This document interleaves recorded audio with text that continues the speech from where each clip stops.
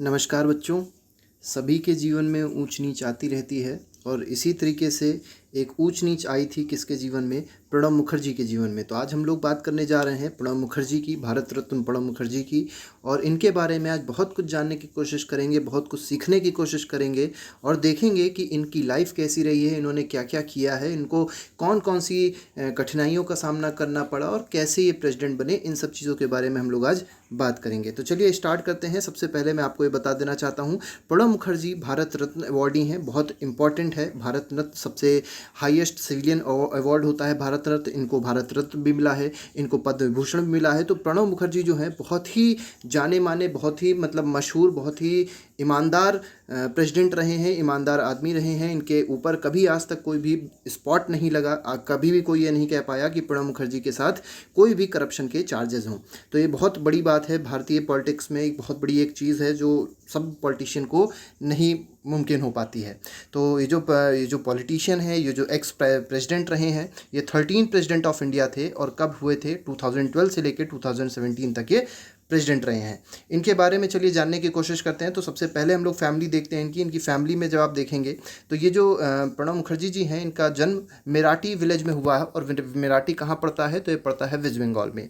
इनके फादर जो है उनका नाम के मुखर्जी है और वो खुद भी वेस्ट बंगाल लेजिस्लेटिव काउंसिल के रिप्रेजेंटेटिव रह चुके हैं इंडियन नेशनल कांग्रेस के। तो कांग्रेस के कांग्रेस से इनका जो पारिवारिक संबंध बहुत पहले से भी था, ये भी हम लोग कह सकते हैं। इसके बाद माता की अगर बात की जाए तो इनकी माता जी जो है उनका नाम राजलक्ष्मी मुखर्जी है और इनकी दो भाई बहनें हैं, इनके दो, एक बहन है और एक छोटा भाई है। तो जो बड़ी बहन है उनका नाम अन्नपूर्णा है और जो छोटे भाई हैं उनका नाम क्या है? उनका नाम पीयूष है। इसके बाद हम लोग बात करते हैं इनकी एजुकेशन की। इनकी एजुकेशन बहुत अच्छी रही है। इन्होंने सबसे पहले अपनी जो शुरुआत करी थी वो विद्यासागर कॉलेज से करी है, जो कि सूरी में है, ये वेस्ट बंगाल में ही पड़ता है। इसके बाद जो आगे इन्होंने पढ़ाई करी, एमए की इनको डिग्री मिली है। एमए की डिग्री इन्होंने अर्न करी है और किस सब्जेक्ट से? पॉलिटिकल साइंस से और हिस्ट्री से।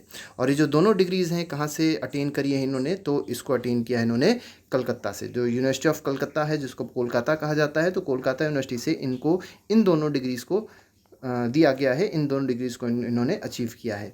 इसके बाद देखिए एक बहुत इंपॉर्टेंट बात है कि हम लोग देखते तो हैं कि प्रणब मुखर्जी प्रेसिडेंट रहे हैं, लेकिन हम लोग को ये भी पता होना चाहिए कि जो इनिशियल डेज थे उसमें वो प्रेसिडेंट नहीं थे। उसमें वो क्या थे? वो एक अपर डिवीजन क्लर्क, समझ लीजिए एक छोटे से क्लर्क थे, छोटे से एक बाबू थे, जिसको अगर देशी भाषा में कहा जाए तो उसको बाबू कहा जाता है। तो ये अपर डिवीजन क्लर्क थे और उसके बाद देखिए उनका संघर्ष इतना बड़ा रहा है, इतनी बड़ी चीज़ उन्होंने करके दिखा दी कि जो हर इंसान कर ही नहीं सकता, ऐसा इन्होंने बड़ा काम करके दिखा दिया। एक अपर डिवीज़न क्लर्क जो कि कलकत्ता में पोस्टेड था, उसने क्या किया? वो सबसे पहले असिस्टेंट प्रोफेसर बनता है, क्योंकि इनकी स्कूलिंग अच्छी हुई थी, इन्होंने पढ़ाई अच्छी करी थी। तो ये असिस्टेंट प्रोफेसर बनते हैं विद्यासागर कॉलेज में और ये पॉलिटिकल साइंस वहाँ पढ़ाते हैं। और बाद में इन्होंने थोड़ा सा अपना काम जर्नलिस्ट के रूप में भी किया। इन्होंने देशर डाक नाम का एक, ये कह सकते हैं, जो जर्नल होता है वो भी छापना स्टार्ट किया। और इसके बाद क्या हुआ? इसके बाद जो इनका पॉलिटिकल कैरियर स्टार्ट हुआ उसको कोई फिर आगे रोक नहीं पाया।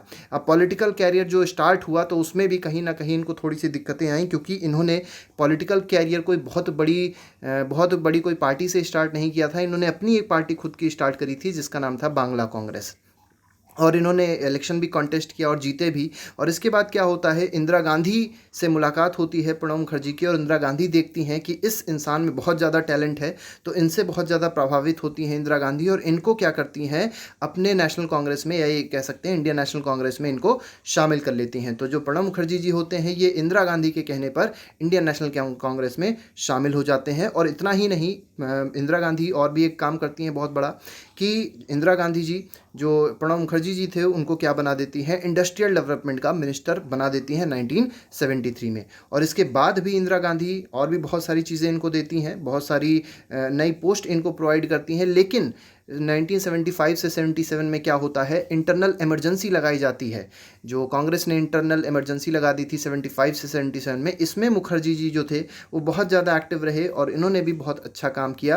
और लेकिन जब री इलेक्शंस होते हैं तो री इलेक्शंस में इंदिरा गांधी हार जाती हैं। और इनके बाद क्या होता है? जनता गवर्नमेंट की सरकार बनती है और जनता गवर्नमेंट क्या करती है? मुखर्जी पे और पूरी कांग्रेस पे आरोप लगाती है और इसके लिए शाह कमीशन को सेटअप करती है।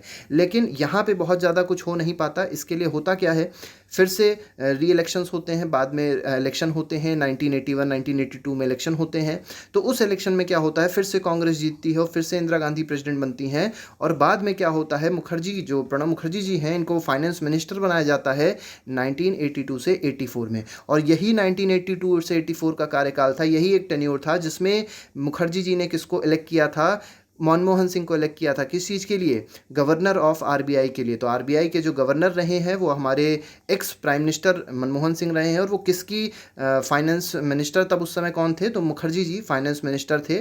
तो उन्होंने ही क्या किया था, इनको अपॉइंटमेंट दिया था। मतलब मनमोहन सिंह जी को अपॉइंटमेंट किसने दिया था, तो दिया था प्रणब मुखर्जी ने। इसके बाद देखिए होता क्या है, तो इसके बाद एक्सैसिनेशन हो जाता है, मार दी जाती है इंदिरा गांधी। आप लोग को पता होगा जो इन्होंने ऑपरेशन ब्लू स्टार चला दिया था, उसके लिए क्या होता है, इंदिरा गांधी को उनके ही जो बॉडीगार्ड होते हैं वो मार देते हैं। अब देखिए जब इनको इनकी हत्या कर दी गई थी, जब इंदिरा गांधी जी की हत्या कर दी गई थी, तो प्रणब मुखर्जी जो थे वो अकेले पड़ गए, क्योंकि अब जो नए प्राइम मिनिस्टर थे वो राजीव गांधी थे। हालांकि प्रणब मुखर्जी के पास जो भी एक्सपीरियंस था पॉलिटिक्स का वो बहुत ज़्यादा था, और इससे कहीं ना कहीं इनको दुख हुआ, प्रणब मुखर्जी को दुख हुआ। इनको लगा था कि इसके बाद जो पोस्ट मिलने वाली थी प्राइम मिनिस्टर की वो प्रणब मुखर्जी को मिलेगी, लेकिन वो दे किसको दी गई थी, राजीव गांधी जी को प्रोवाइड कर दी गई थी ये पोस्ट। तो इससे मुखर्जी जी को थोड़ा सा कष्ट हुआ। तो ये क्या करते हैं, और इनको फिर धीरे धीरे करके इनकी जो पोजीशन थी कांग्रेस में वो बहुत ज़्यादा डाउन कर दी गई, और इनको वेस्ट बंगाल प्रदेश कांग्रेस कमेटी का अध्यक्ष बनाया गया, और वहाँ पे उनको भेजा गया और कहा गया आप जाके वेस्ट बंगाल में ही काम करिए, वहाँ के लोगों के साथ अपना जो भी सलाह मशवरा है उसमें कांग्रेस को आप बढ़ाने का काम करिए। तो इससे थोड़ा सा दुखी हो जाते हैं प्रणब मुखर्जी, और ये जाते हैं और अपनी एक और नई पार्टी बना देते हैं जिसका नाम होता है राष्ट्रीय समाजवादी कांग्रेस। और देखिए लेकिन बाद में देखा जाता है कि ये बहुत ज़्यादा अच्छा काम नहीं कर पाती राष्ट्रीय समाजवादी कांग्रेस, तो ये दोनों आपस में क्या कर देते हैं, मर्ज हो जाते हैं। मतलब जो आरएससी थी और जो कांग्रेस था वो लेटर जो 3 साल बाद क्या होता है, दोनों मर्ज हो जाते हैं। राजीव गांधी फिर से मना लेते हैं प्रणब मुखर्जी को और इसको क्या कर लेते हैं, मर्ज कर लेते हैं। मतलब दोनों जो पार्टी थी वो एक में मिल चुकी थी। इसके बाद देखिए, इसके बाद एक और बहुत बड़ी घटना हो जाती है कि राजीव गांधी जी को श्री पेरुम्बदूर में, आप लोगों को पता होगा ये श्री पेरुम्बदूर में अपना चुनाव प्रचार कर रहे होते हैं, तो इनको बम से उड़ा दिया जाता है 1991 में। तो क्या होता है, पीवी नरसिम्हा राव नए प्राइम मिनिस्टर अपॉइंट होते हैं, और जब वो नए प्राइम मिनिस्टर अपॉइंट होते हैं तो पीवी नरसिम्हा राव भी कहीं ना कहीं जानते थे कि प्रणब मुखर्जी के अंदर बहुत ज़्यादा टैलेंट है, तो वो क्या करते हैं, इनको डिप्टी चेयरमैन बनाते हैं। क्योंकि चेयरमैन कौन होता है, चेयरमैन खुद प्राइम मिनिस्टर होता है, तो इनको क्या बनाते हैं, इनको डिप्टी चेयरमैन बनाते हैं, किसका, प्लानिंग कमीशन का। और आज प्लानिंग कमीशन को नीति आयोग के नाम से भी हम लोग जानते हैं। और इसके बाद प्रणब मुखर्जी यहाँ रुकते नहीं हैं, इसके बाद इनको एक्सटर्नल अफेयर्स मिनिस्टर भी बनाया जाता है। इसके बाद इनको और भी कई सारी पोस्ट दी जाती हैं, जैसे डिफेंस मिनिस्ट्री दी जाती है आगे चल के, इसके बाद फाइनेंस मिनिस्ट्री दी जाती है, और भी बहुत सारी इनको पोजीशंस प्रोवाइड करी जाती हैं। फिर इसके बाद हमको ये देखना है कि ये 2004 में अपना लोकसभा का इलेक्शन लड़ते हैं जहांगीरपुर सीट से, जो कि वेस्ट बंगाल में है, वहाँ से अपना लोकसभा सीट का इलेक्शन लड़ते हैं, लोकसभा कॉन्स्टिट्यूंसी में खड़े होते हैं, और फिर वहाँ से ये जीतते भी हैं। और इनको लगा था 2004 में जब कांग्रेस की सरकार बनी थी, जब यूपीए की गवर्नमेंट बनी 2004 में, तो इनको लगा अब जो प्राइम मिनिस्टर का कैंडिडेट है वो यही होंगे, क्योंकि सोनिया गांधी जी ने मना कर दिया था कि वो आगे इलेक्शन में कॉन्टेस्ट नहीं करेंगी, मतलब वो आगे प्राइम मिनिस्टर में कॉन्टेस्ट नहीं करेंगी। तो इनको लगा कि शायद इन्हीं को ही प्राइम मिनिस्टर बनाया जाएगा, लेकिन जो प्राइम मिनिस्टर बनाए जाते हैं वो मनमोहन सिंह जी बनाए जाते हैं। तो फिर से इनको थोड़ा सा कष्ट तो होता ही है, क्योंकि सबसे ज़्यादा सीनियर मोस्ट जो थे वो उस समय यही थे।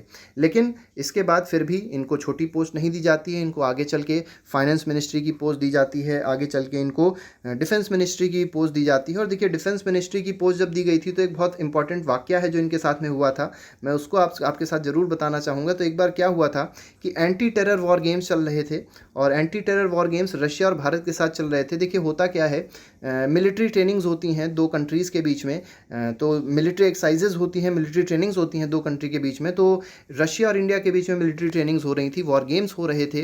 तो उसमें क्या होता है, जो वॉर गेम्स हो रहे थे वो राजस्थान में हो रहे थे, और प्रणब मुखर्जी और जो रूस के डिफेंस मिनिस्टर थे वो दोनों लोग बैठ के उस वॉर गेम को देख रहे थे। तो क्या होता है, अचानक से एक हेवी मोर्टार उनके पास आके गिर जाता है, और दोनों जो होते हैं बिल्कुल उनको चोट तो आती है थोड़ी बहुत, लेकिन उनकी जान बच जाती है। तो इससे जो रशियन मिनिस्ट्री थी वो बहुत ज़्यादा डर जाती है, और क्या कहती है, और कहती है कि आगे से जो भी जॉइंट मिलिट्री एक्सरसाइजेज होंगी भारत के साथ में, वो भारत की ज़मीन पे नहीं होगी, वो कहाँ होगी, रशियन टेरिटरी पे होगी। तो ये एक बहुत छोटा सा एक अच्छा सा वाक्य है जो मैंने सोचा आपके साथ बताया जाए।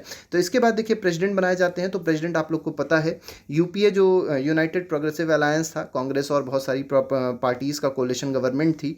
तो ये पार्टी थी, ये कह सकते हैं ये कोलिशन था बहुत सारी पार्टीज़ का, जिसमें कांग्रेस लीडर थी। तो उसमें क्या होता है कि ये प्रेसिडेंट कैंडिडेट के रूप में आगे बढ़ाए जाते हैं, इनको नॉमिनेट किया जाता है 15 जून 2012 को। और जो एनडीए है, जो बीजेपी की सरकार है, जो बीजेपी पार्टी है और भी बहुत सारी पार्टी जिसमें मिलती हैं, तो उनका जो संगठन होता है, उनका जो कोalition होता है, दैट इज़ कॉल्ड एनडीए। तो एनडीए से पीए सांगमा जी को नॉमिनेट किया जाता है प्रेसिडेंटशिप के लिए या प्रेसिडेंट कैंडिडेट के लिए। लेकिन होता क्या है, जब इलेक्शंस होते हैं तो प्रणब मुखर्जी को जो वोट्स मिलते हैं वो 7,13,763 वोट मिलते हैं, लेकिन जो पीए सांगमा को वोट मिलते हैं वो 3,15,987 वोट मिलते हैं। और इसके साथ में जो प्रेसिडेंट बनते हैं वो कौन बनते हैं? प्रणब मुखर्जी जी बनते हैं। और प्रणब मुखर्जी जी हमारे भारत के पहले बंगाली प्रेसिडेंट भी रहे हैं। इनके बाद आज तक कोई भी बंगाली प्रेसिडेंट नहीं हुआ है, ना इनके पहले ना इनके बाद। अब आखिरी में हम लोग इनकी बात कर लेते हैं कि आखिरी के कुछ क्षण इनके कैसे रहे, आखिरी का कुछ समय इन्होंने कैसे बिताया। तो देखिए कोविड-19 चल रहा है और कोविड-19 रहा, तो 10 अगस्त को ये अनाउंस करते हैं, ये ट्विटर पे अनाउंस करते हैं कि इनको कोविड-19 हो गया है, पॉजिटिव पाए गए हैं। इनका टेस्ट हुआ तो उसमें पॉजिटिव पाए गए, और साथ ही साथ इनको ब्लड क्लॉट भी हुआ था ब्रेन में, जिसकी इनकी सर्जरी हुई थी। तो इसके बाद जब ये सब चीज़ें, ये इतनी सारी चीज़ें लगातार इनके साथ हो जाती हैं, तो 13 अगस्त को ये क्या हो जाते हैं, कोमा में चले जाते हैं। और 19 अगस्त तक धीरे धीरे करके ये कोमा से वापस नहीं आ पाते, और धीरे धीरे करके इनका लंग इन्फेक्शन बढ़ जाता है, इनका किडनी फेलियर हो जाता है, और भी बहुत सारी इनको बीमारियां हो जाती हैं। और मतलब धीरे धीरे करके जो कोमा की स्टेज में पहुंच गए थे तो वहां से वापस नहीं आ पाते, और फिर इनकी डेथ हो जाती है 31 अगस्त को। 31 अगस्त को इनकी डेथ होती है। और इनका जो लड़का है अभिजीत मुखर्जी, वो ट्विटर पे इस चीज़ को बता देते हैं, ऑफिशियली बता देते हैं कि अब प्रणब मुखर्जी जी इस दुनिया में नहीं रहे। लेकिन फिलहाल बाकी इन्होंने बहुत बड़ा काम किया है, बहुत कुछ दिया है देश को, बहुत सारी डेवलपमेंटल स्कीम्स में इन्होंने बहुत बड़ा योगदान दिया है। तो हम लोग हमेशा इनका सम्मान करेंगे। तो आज के लिए फ़िलहाल इतना ही रखते हैं। Thank you very much, good bye, जय हिंद।